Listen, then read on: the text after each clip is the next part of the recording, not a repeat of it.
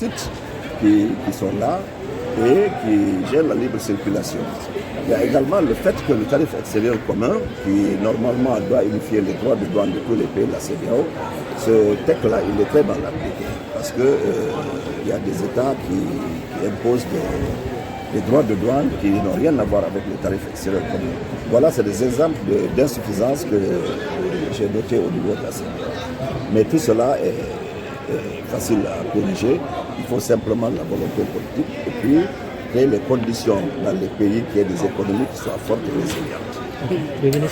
Bien, M. Yayasso, vous avez tout à l'heure parlé de ce libre-échange, cet accord libre-échange qui doit intervenir dans les années à venir. Vous avez quand même soulevé des inquiétudes par rapport à la faisabilité de cette initiative. Oui, non, j'ai dit ici, c'est ma réflexion personnelle, qui n'engage que moi. La ZLECAf à court terme va entraîner des pertes de recettes douanières. Parce que l'objectif de la ZLECAf, c'est de décloisonner les 54 marchés africains, les 54 pays. C'est d'éliminer les barrières tarifaires et les barrières non tarifaires de façon à avoir un espace unifié qui est capable de créer des économies d'échelle pour favoriser les investissements. Maintenant, à court terme, qu'est-ce qui se passe? Quand vous éliminez les droits de douane, naturellement, il y a des pertes de recettes douanières. Il va falloir compenser d'une façon ou d'une autre, ou neutraliser.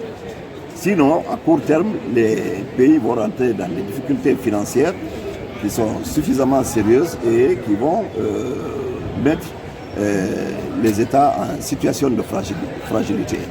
L'Union européenne, eux, ils ont créé des fonds structurels pour pallier à cela. Il faut qu'au niveau de l'Afrique également, qu'il y ait ces fonds structurels-là, qu'on les mette en place et puis qu'on neutralise les pertes de recettes douanières.